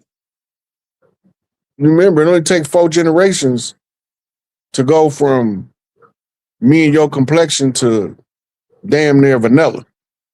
Mm-hmm. Right? So it's a lot of people passing. But most of the people we be thinking is YT people is passing. Majority of them in America. If their family been in America longer than 100 years, they pass. That's crazy. Hey, y'all, we're gonna roll a couple more clips, then we're gonna take some questions from the crowd. Let me roll some. Is your name a beneficiary? The first one, that sister, she give such a comprehensive breakdown about the structure of the system. That's the excerpt from like a 4-hour lecture. Yeah. If anybody got time to go back and listen to her break it down, she get in there. She get down to she's pulling marrow out the bones of the structure in that video. Yeah. I got the whole video saved. I think I got this video loaded on the full video loaded on my page in the law school playlist, I think. All right, let me roll the corner. Is your name the beneficiary, Kevin Teron Anthony Pollard? Yes or no? I'm the beneficiary of the trust, Your Honor. Are you stating that the trust that we are now administrating is the Kevin Pollard Trust? Are you Kevin Pollard? I'm asking you. Is the trust that we are now administrating? Sir, I ask the questions here. You give me yes or no answers. Okay, listen. Yes. Are you also known by the name of Kevin Pollard amongst other names? Yes or no? Are you stating that the trust that we are now administrating is the Kevin Pollard Trust, Your Honor? If so, Kevin Pollard is in fact present today. It is you that is Kevin Pollard, Your Honor. It is you. Really? Yes, Your Honor. I'm Kevin Pollard. You are Kevin Pollard today, Your Honor. I am the beneficiary. And then who are you? I am the beneficiary of the trust. Okay, well, Mr. Beneficiary, take you and your trust back to jail. I have some questions for the clerk, Your Honor. No. I have. Can I speak to the clerk before we go any further? You know what? I'm put you in timeout. Get your mind right. So, Rod, I got a couple more of them clips like that where they really tyrants and criminal, man. They don't. If you don't go with how they normally got even though that brother was stating some right stuff, you got to go in there on point. And then these judges, they don't give a damn if you go in there with the sovereignty, citizen shit. They don't give a damn. Most courts they gonna try to make you look like you dumb and you crazy. Why are they doing this? Why? Because they criminals, they tyrants. Go back to the video where you just showed the Act of 1871. as soon as the mass of us, the majority of us, realized that what we've been taught was our judges was actually administrative law judges, which is glorified clerks, and they've been enforcing codes that's not law and statutes that's not law under the term enforcing the law. They all are making this up as they go along, and they believe that we never gonna figure it out to a degree where we can do something about it. So as long as they have an occupying standing army called the police, they're gonna continue to disregard your rights. They're gonna because you following you in their system, trying to get them to acknowledge something that's not part of their system. The only reason why we in a system is because that's the interim government's enforcement branch. And always give us the Muhammad Karzai as an example after the 9/11 when they went into Afghanistan and Iraq and they put Muhammad Karzai in power. The CIA picked him and put him in power. Mm-hmm. It's the same thing they did when they changed the government. They picked somebody and put them in power, and they've been picking people and putting them in power ever since. This is how they can. This is how Trump know all of the elections are rigged. Right? Once you know they all rigged, all you got to do, the only way around a rigged election is you got to have a landslide victory. Mm-hmm. And they're going to make that look like it was a close margin victory if they can't get you out of position. Now, remember, George W. Bush, after Clinton left office, won 2 elections by Supreme Court decree. He didn't win them by popular vote. Right. He didn't win them by electoral vote. He won them by the Supreme Court said, yeah, he the president. 2 times. He was never actually elected by the people to be the president. That's how Trump knew for sure that the voting thing was rigged. When Obama came in, Obama was the golden child of the interlopers. He was coming in to destabilize and take over the government and try to recontract us back. He tried to sell America to Morocco, right? And a lot of the good Moors don't really understand what was taking place. They don't know that the modern day Moroccan flag was literally stolen from Noble Drew Ali. They didn't have that flag before Noble Drew Ali. You can go look up when they put that star on their flag, and you'll find that it was after Noble Drew Ali was gone. Right before that, they had a different flag. It had a 6-point star. Right. Then they had one that didn't have no star on it. That was called the Red Shield, I think it was. And so they had all these different flags, but they chose Noble Drew Ali flag to make the standard for Morocco. Right. It was called the Red Standard, by the way. That's what it was called. And they didn't have that flag before. Morocco wasn't a country until the 50s. Right. It was just part of a province called Al-Maghrib. The Al-Maghrib was broke up into countries. Today we have Morocco, Tunis, Libya, all that was all part of old Al-Maghrib. And Morocco only consisted of a small little region in there until it was made into a country. Right? So Morocco is new. The Moorish Science Temple from the Noble Drew Ali originally founded is older than the country of Morocco, at least 30 years. Right? So when you look in the Moorish literature, they have a Saudi king in there, or emir or something. But he's from Saudi Arabia. He's not Moroccan. I think his name is Alfie. I forgot his name. but he's not Moroccan. He's from Saudi Arabia. And what we know today is Morocco is the final form for what's known as the Corporate d'Al Morocco, which is the royal corporation called Al Morocco. It was a company. It was a royal holding of Spain. Yeah, the barber company. Right. So when we thinking that when we reading these treaties, we thinking we reading treaties between countries. When they say there's treaty between two nations, that's two companies. The nations are the companies. They're not the countries. They're the companies that's doing business, and who chartered a business is the one who names it. That part. Right? So we remember in the early colonial periods, you had your Virginia Company, your Northwest Trading Company. Then you had some of them was called, one of them was like the Tobacco and Coffee Company, the Tea Company. All these was companies, corporations, right?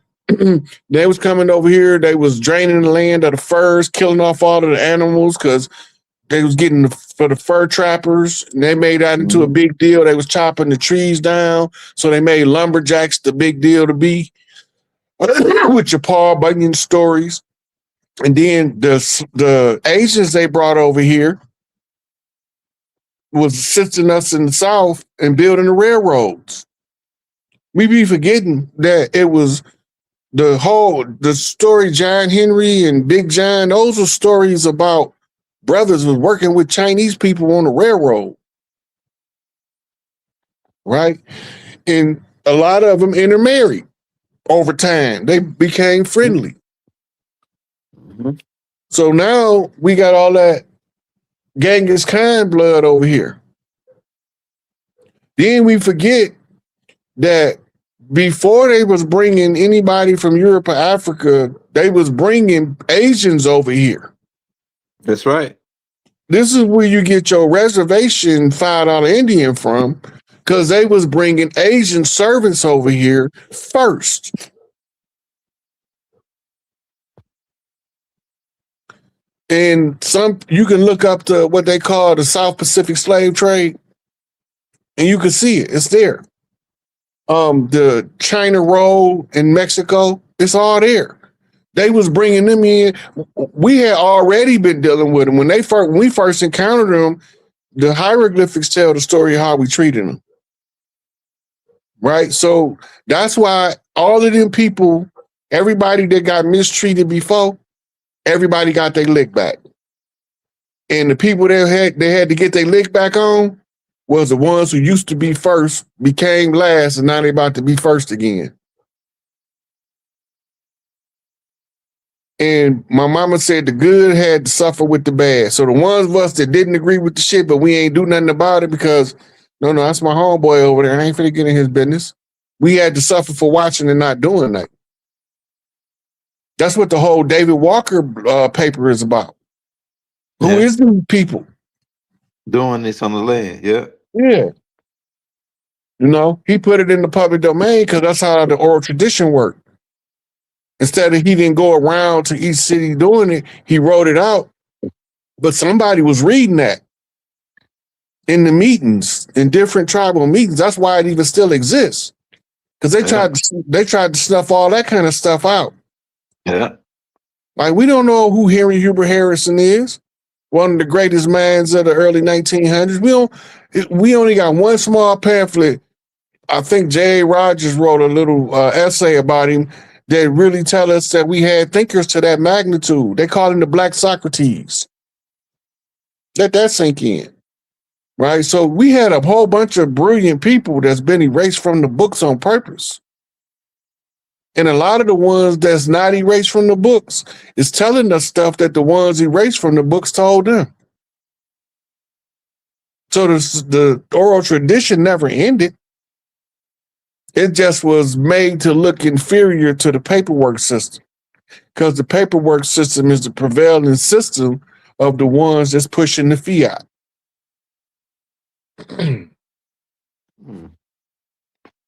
Hey, y'all drop them questions in the chat. We'll take a couple questions before we get out of here. Everybody hit. We got 1,900 people on, man. Everybody hit that like. Hit that subscribe button if you're new to the channel. And it says, somebody said,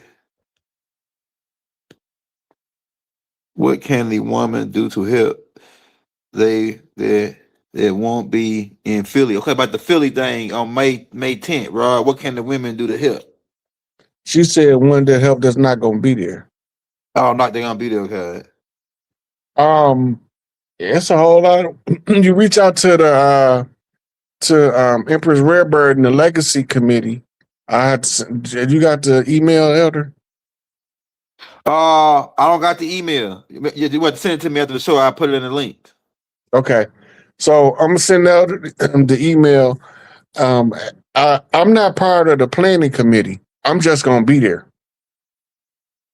Right. I'm a supporter and I'm not part of the planning committee, so I don't know what they need.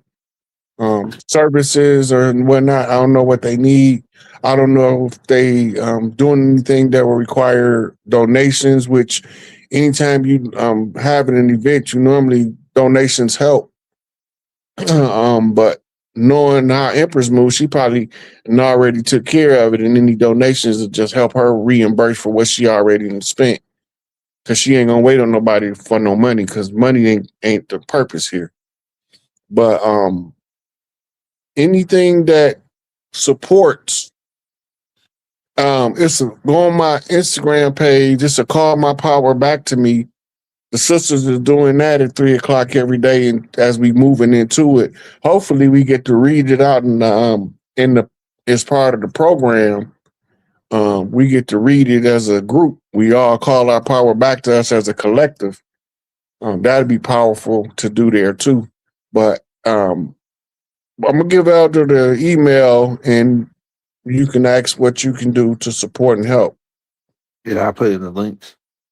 Somebody The says, financial shift begins on the Federal Reserve is gone. The U.S. Treasury still remains. The U.S. Treasury on that 12 midnight on July the 4th, from July the 3rd, is going to start pushing the Trump notes into the public domain. Those will be the gold-backed notes that's going to replace fiat. Once the gold-backed notes is sufficiently circulated, then we will have, by then, designed our new currencies. But in the meantime, the economy is, you feeling it right now, but you don't know that's what you're feeling. You feeling the death of the dollar. The gas prices ain't got nothing to do with gas. How can our oil go up and we selling oil to people somewhere else? Make it make sense. It ain't making no sense. Something wrong Right. with So it. But that's because of what they call the market algorithm. So this goes to the Wall Street phantom trading, because they've been shut Wall Street down a long time ago. They've been phantom trading on there. Because a lot of these companies, these newer companies, wasn't part of the old structure. They don't want them to go bankrupt, so they just artificially adjusting the numbers on Wall Street. None of that shit real right now. But 11:59, July the 3rd is the end of the fiat dollar officially, according to the White House. somebody said, what happened last Saturday with the White House shooting? Because I think they shot at Trump at that dinner, the sleeper cell or something else. Was it a sleeper cell or something else? No, it wasn't no Go ahead. sleeper cell. That was okay. So they got a script they following. Some of it come out the Book of Revelations, but some of it come out of a deck of cards called the Illuminati deck, and then some of it come from several different books. And the script that they following said that it was going to be, he had to have another attempt. Right? They only talk about 3. It's just, I think this is number 7. Yeah. Because I know one time or a couple times they supposed to try the gassing. Yeah. And then another time they caught the dude before he something. I can't remember all of them, but The whole thing is whether it was staged or not staged, it was scheduled that there would be another attempt on Trump. But the dude never got into the part where they was having the dinner. He got caught outside in the lobby leading up to the corridor, the hallway area that lead into the dinner. And that's the same place when Reagan got shot that he was coming from. So it's also a mirror flip. Hey, shout out that boy Squid 333. Hey, Squid. The whites is a Chata. Also connected with the Cherokee, and overall the Washita, because that's the Louisiana land, purchase land. But it connect with the Chata. I know some whites down there in Louisiana, North Louisiana. Somebody said, You gotta remember too, a lot of the names that we use, and we only using them because they exonyms, but they was used to describe us in the paperwork. Mm-hmm. That's right. Anahuea is one of the root tribes of what they call Cherokee. But in the law system, any outlaw tribe that's not under a treaty, they classify him under the Cherokee as like a umbrella corporation. All 9 treaty tribes and treaty tribes, they call them foreign dependent nations. So all foreign dependent nations, if they don't identify their tribal nation, by default is classified as a Cherokee according to their system. So that's why so many people run around talking about they Cherokee, and it's not even a real tribal name. It's a government operation. Hey, somebody asked about the FISA section 702, and it's dealing with the surveillance of foreigners outside of the United States. But the aristocrats of foreigners being monitored by the foreigners, right, Rod? I mean, the aristocrats also go against that part of the Constitution where it says we're going to defend against these foreigners. Well, you got to remember, the colonizers that was here as the grandchildren of the first colonizers start calling the next wave of colonizers foreigners.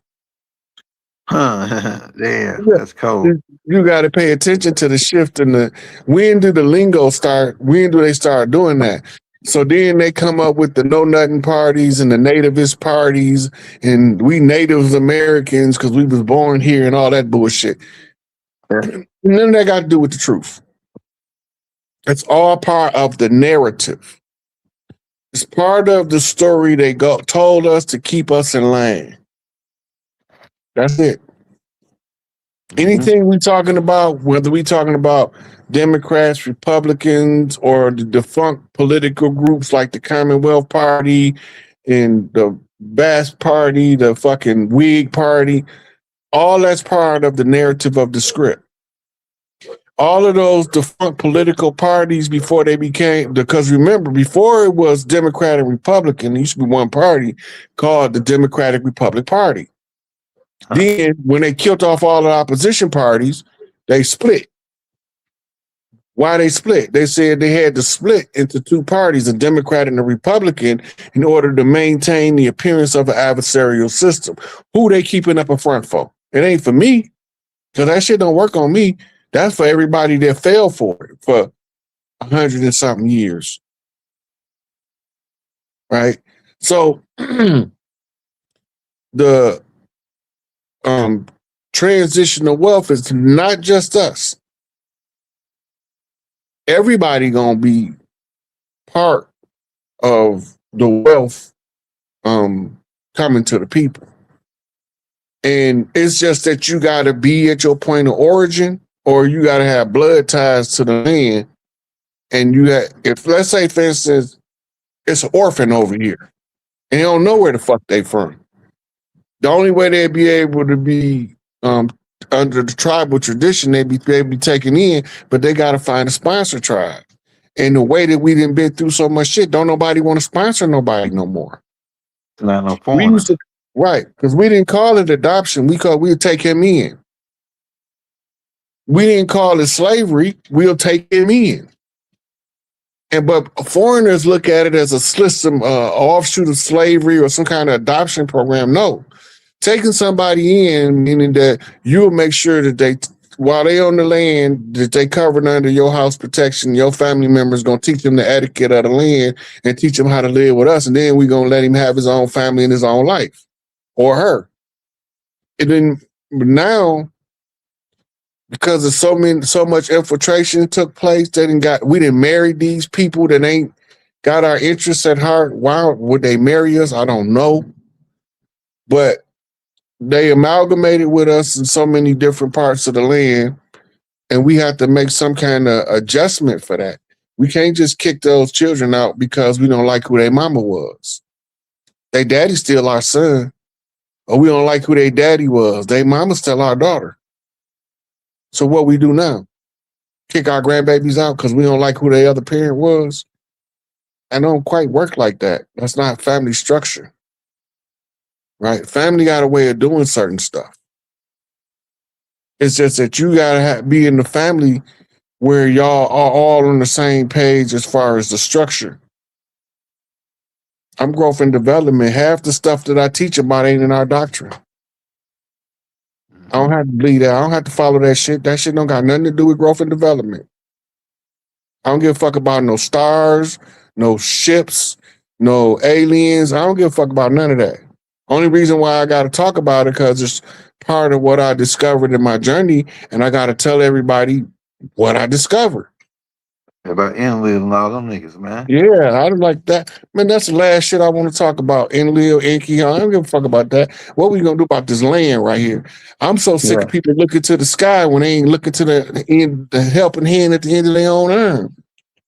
I don't give a damn about no nigga from the sky coming to help me. I take this motherfucker as long as I get everybody to understand that I don't want it all for me. It ain't for because I could get mine on my own. Always have been able to. I never needed no shit. Getting money that's not hard to me. But money don't rule me. I'm not bound by the dollar. Yeah, I appreciate when people give me donations. I'm not looking for that. I'm looking for free. I just want us all to be free and have access to our birthright. If I can get us to that point of understanding about me and my mission, because I didn't want to do this. This was some stuff that somebody else put on top of me to do. I didn't even know I was capable of doing this shit till I started doing it. Right? So others seen my skill set and say, hey, the people need you. I was like, some niggas don't want me. Hey, I get showed every day. I've been kicked. I've been kicked the hard knock life my whole life. You know, instead of kisses, I get kicked. I don't want to hear that shit. Then, like, I love Nation Brothers. I done hung out with them. I done stood post with them. But I don't believe all they doctrine. I don't believe everything Elijah Muhammad taught, but I ain't supposed to. But I see something in the doctrine that other people don't see too. And other people that don't see it, they weren't supposed to. Right? Like everybody so focused on Fire Muhammad, never knowing he's a mirror for Claire. He ain't the one. But if you don't study, like the picture showing you, if you don't study, you'll never know that he's just a reflection of her, Claire Muhammad.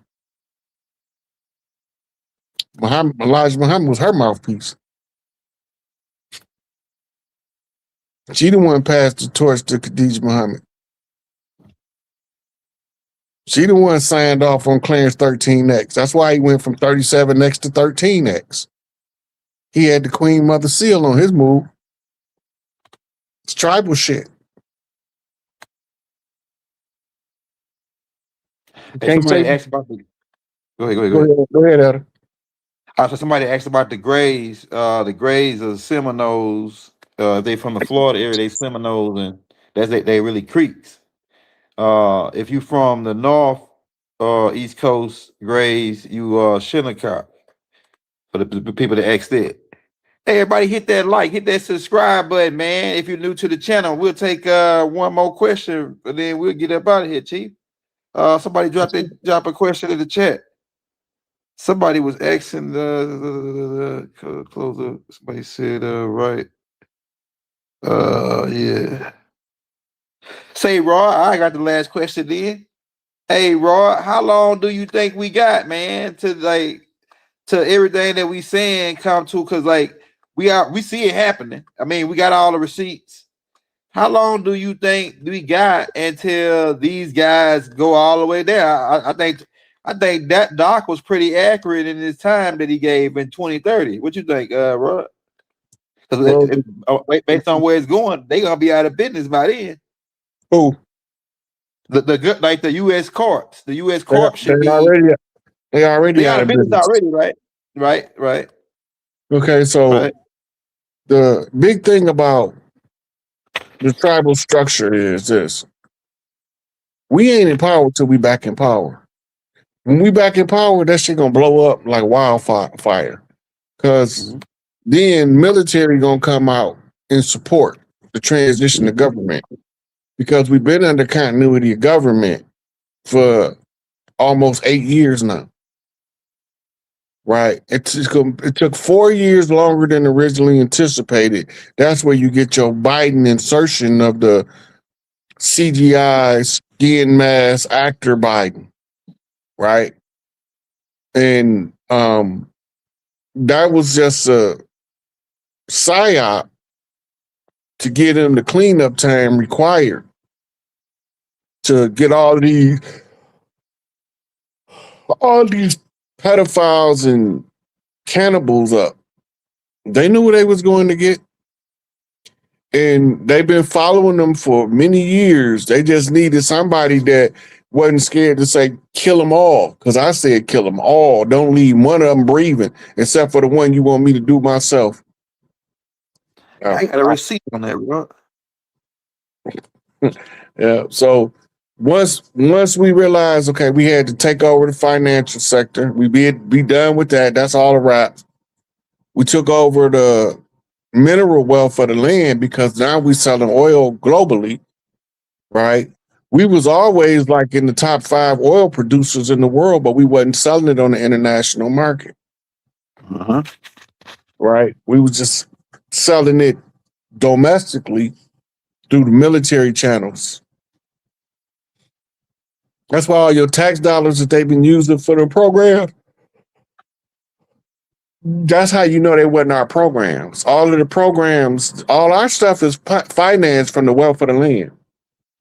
That's why we didn't have like gas bill, light bill, everything was free energy type situation because everything that we do, we try to do it in harmony with nature. They do it just fuck nature. They just kick nature in the face. Shit, they got free gas in Afghanistan. They pouring that shit out on the ground like it's water. They ain't gonna be doing that too much longer. That's what I think too. Hey y'all, everybody hit that like, hit that subscribe button right now. We got 2,000 people on. Everybody send Chief $10 right now, man. If you ain't send them 10, send them 5. Somebody send them $100, man. And put them in the game till the next time we come on, man. Everybody show Chief some love on the Cash App. My guys in London, we dropped the PayPal for you as well. For my guys in London that don't got the Cash App. What else I want to say? I didn't realize how many people in America didn't have Cash App until I started putting up my PayPal, and it was like, I'm so glad I don't have Cash App. I thought everybody had Cash App. Yeah, everybody can't. The older people, they don't really. Other people want me to get that. I be getting Vimo, Chime. Yeah. If I was doing this for money, I had every donation app out there. If I was doing this for money. Hey man, we glad you don't give a damn why you doing. Hey, look, I care why you doing it, but I'm glad you doing it. I'm just glad you did it. You know what I'm saying? It's like at this point, shit, we would have been behind severely. We would have been behind severely if it were not for a handful of people that I can call off, man. And you one of them, bro.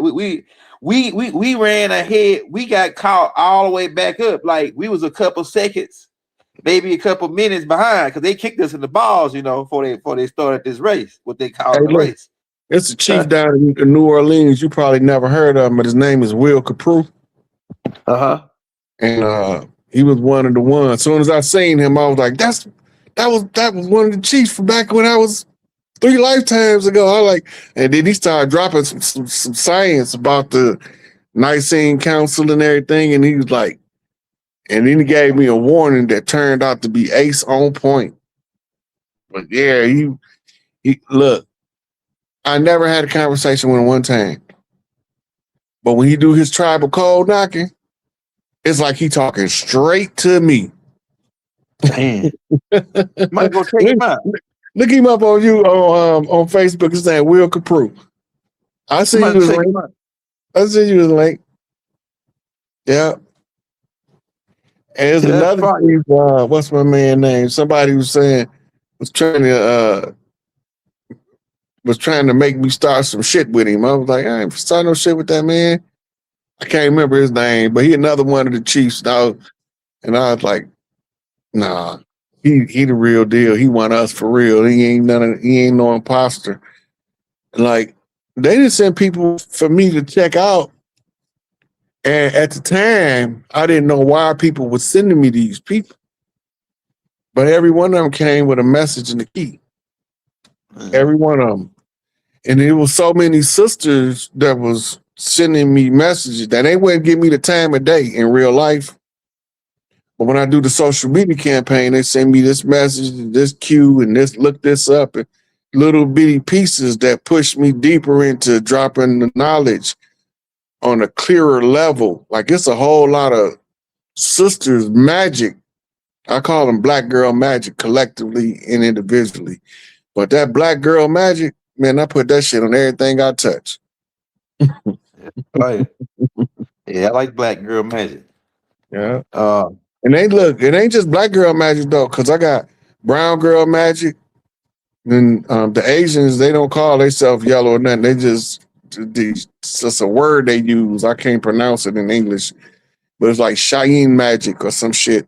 Then the white girl magic that come out of the Wicca channels. I was studying Wicca for some years because I was finding that the Wicca is the traditions of the old voodoo culture that was sent to Europe. So I was like, oh, I started because I was seeing similar tinctures, mixtures, and ceremonies that I remember from New Orleans.